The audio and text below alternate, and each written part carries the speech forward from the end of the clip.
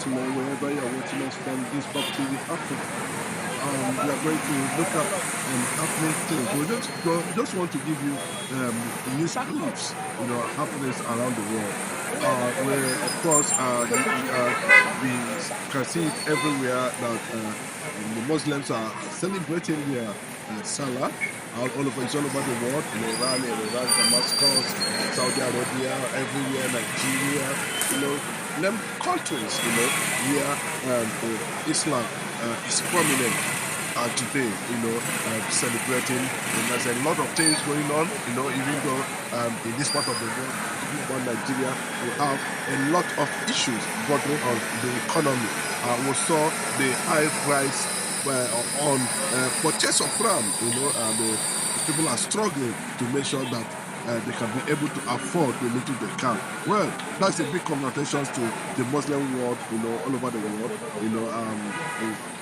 as we look into celebrate on Top TV, we are also saying this to be very clearly that just to pick one or two informations around the world, we wanted to look at the issues surrounding Ukraine and Russia war. We have seen that when it looks like nothing was actually going to happen, there was a serious reinforcement from the Ukrainian military, and the war is still raging. But to the greatest surprise of so many analysts, across the world who are watching developments between Russia and Ukraine, Vladimir Putin has finally issued conditions for a possible ceasefire, and the world, United Nations are already studying that statement as it stands today.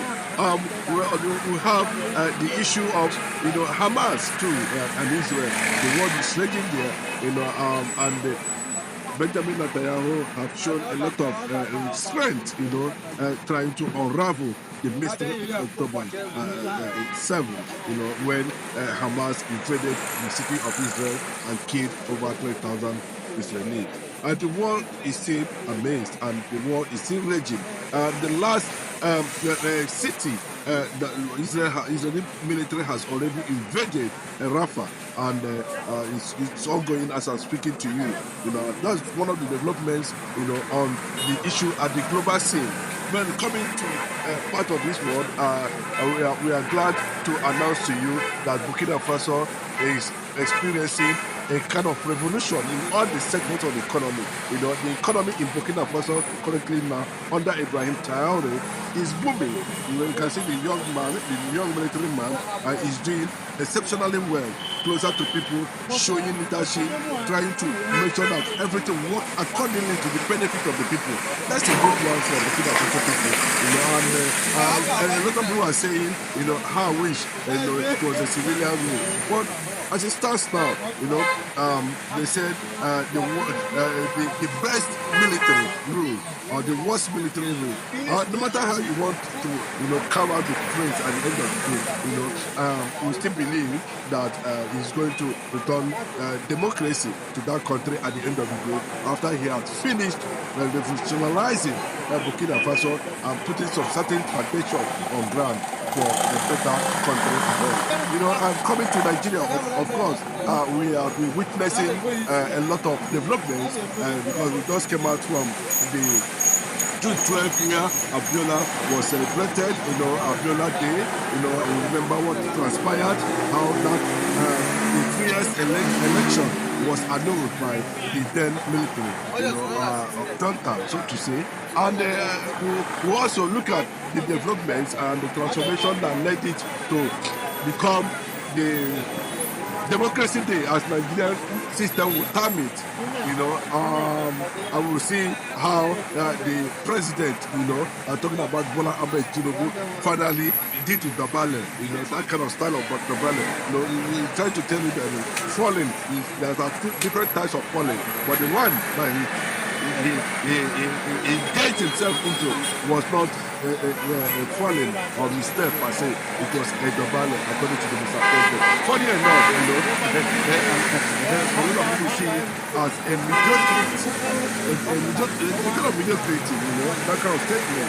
We expected the president to come out and explain to us, but that's not actually how the Yoruba themselves do their own Kabbalah, unfortunately it happened. But away from that, now, the news of every reality, we can see the same day we experience a mass hunger protest by many Nigerians. A lot of them walk to the street to let the world know, and of course the Aso Rock to be cautious of development.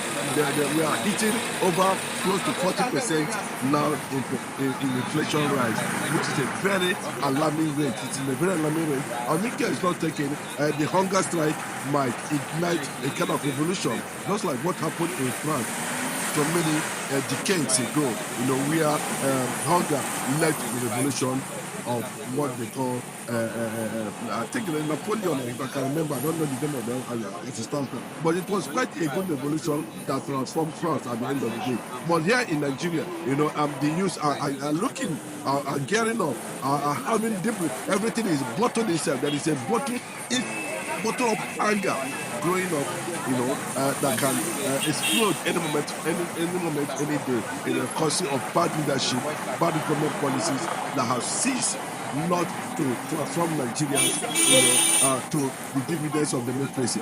Then, a little away from that, we saw developments surrounding our Nigerian football team. It seems that all hope is lost. We've seen the first indigenous coast, mysteriously resigned. I need to be investigated whether he was put under pressure to resign or what is actually going on between NFF and Fidelity George, who we know has also made this country proud sometime, somewhere ago. So I think no matter what happens, it's not a must. Things can be corrected. He has just stepped into the box as the new coach of the Super Eagles, and we will not be having the required result. Maybe there might be misagreement or misunderstanding or misperception of personalities around NFF and all those people who have been given the mandate to run Super Eagles. Everything can be solved. We also noticed that he was having reservations, a kind of issue with over who does what and who goes where, at the end of the day. So we are seeing reactions immediately. Nigeria, the light team on Super Eagles over a World Cup qualification, and reactions have been coming. We have seen the Napoli big boy, Victor Simo, reacting to certain issues, to the extent of, calling the president, unpredictable names. Maybe, they wanted somebody like Amunike to come in as the head coach, and we need an indigenous coach at the end of the day. So no matter what happens, we feel that it can be resolved. For so many Nigerians, they are asking, that Amunike should be given a chance to lead Super Eagles, because it has, over the time, built capacity. We won under 17.